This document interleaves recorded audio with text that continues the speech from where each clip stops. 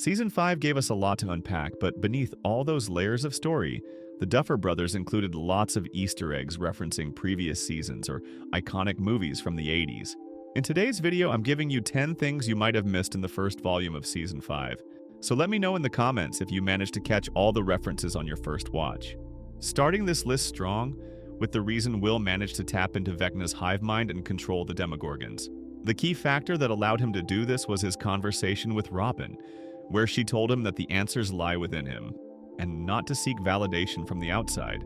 We later saw a flashback from Will's memory, but did you notice that the 3 memories Will recalls are the exact 3 memories Mike, Joyce, and Jonathan told him back in Season 2, when Will was possessed by the Mind Flayer, and they tried to bring his consciousness back? Mike telling him about the first day they met on the swing set and became friends. Joyce reminding him of his birthday when she gave him a box of crayons as a gift. And Jonathan recalling the day they built Castle Byers. Another cool hidden detail from that first memory is the color of the swing set and how Mike and Will are dressed. The swing is blue and the support bars are yellow. Ring any bells? When blue meets yellow in the West. The line from the Russian secret code fits perfectly here. And since we're on the subject of Will, we also get a callback to Season 1 in the first 5 minutes. It's pretty awesome that this volume both begins and ends with a Will callback, further solidifying that he will be the most important character in the final season, and the key to defeating Vecna. The moment I'm referring to is Will singing, "Should I Stay or Should I Go?" This isn't just an ordinary song for him. It's his comfort song, the same way the Kate Bush track is Max's escape song. This was established in Season 1 when the Byers brothers sang along and had that heartwarming conversation where Jonathan explained that after he made that cassette for Will when their father left, things started to feel a little better, and Will found a bit of happiness again. Next up, we have a scene from the Upside Down. Did you notice that when the military arrived at the wall and Hopper and Eleven hid from them, they ducked behind a billboard featuring the Turnbow family? This scene happens right before the radio station meeting where Will reveals that the next victim would be Derek Turnbow. I think this was a nice piece of foreshadowing, hinting that misfortune would fall upon the Turnbow family. The soldiers shooting through the billboard might symbolize that the family won't survive in the end. There are already plenty of theories suggesting Derek will sacrifice himself to save everyone, and honestly, it makes a lot of sense. Introducing a new character this far in is unusual unless he serves a narrative purpose, likely as the sacrificial scapegoat for the main characters. So I believe this billboard moment foreshadows Derek's death. Speaking of Derek, did you catch the Home Alone reference with all the traps they built for the Demogorgon? The whole setup looks just like what Kevin prepared for the burglars. Even Murray calling himself Santa ties into this perfectly because Murray brings all the traps as a present from Santa Murray to help them catch the Demogorgon. And of course, Home Alone always takes place at Christmas. Now that I mention Murray, his alias when entering Hawkins is another Easter egg hidden by the Duffer Brothers, and it fits him perfectly. When Murray is stopped at the checkpoint, he introduces himself as Austin Milbarge. This is the name of the main character from Spies Like Us, and the two characters share some similarities. In the movie, Milbarge is recruited as a decoy spy meant to distract the enemy, while the real agents carry out the mission. This lines up almost exactly with Murray's role in the group. This next hidden gem was pointed out by my subscribers because I wasn't too familiar with it at first, but after reading more about it, I understood why so many people thought the cave where Max was staying resembled the legendary M Cave from the Kenny Veach story.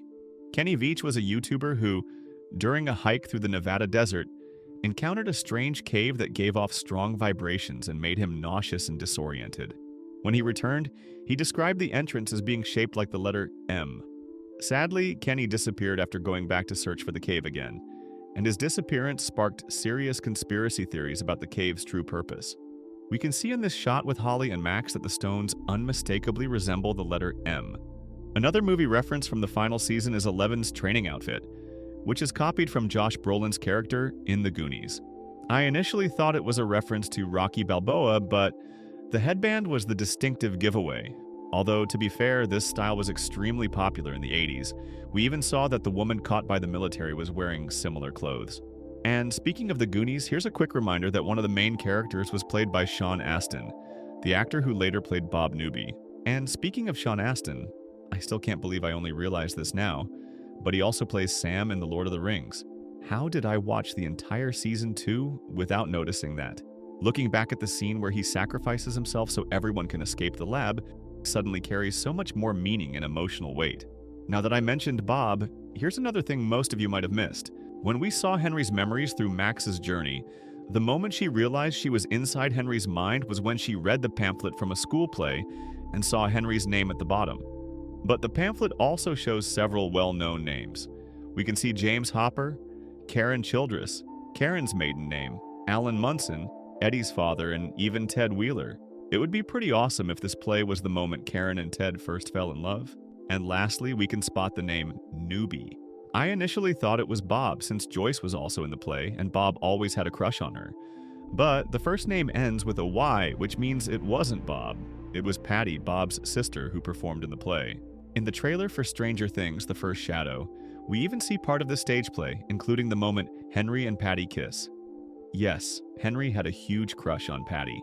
The last movie reference I want to talk about is Poltergeist, especially the part involving Holly's abduction. Poltergeist has been referenced multiple times throughout Stranger Things, so it's no surprise we got another nod to it. But Holly's kidnapping scene is almost a one-to-one replica of the moment when Carol Ann is taken by the ghost. From the way Holly screams for her parents to the way she clings to the bed before being pulled into another dimension. The last thing you might have missed is related to Dustin's behavior. Everyone noticed that he wanted to keep Eddie's memory alive. He even imitates Eddie's hairstyle and starts wearing rings.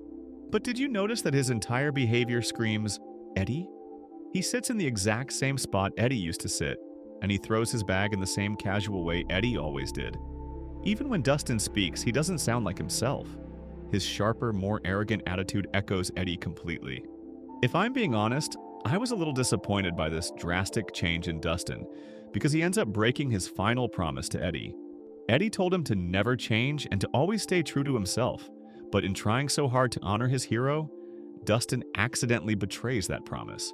Hopefully Dustin will experience some growth, and I think the person who will trigger that change is Steve.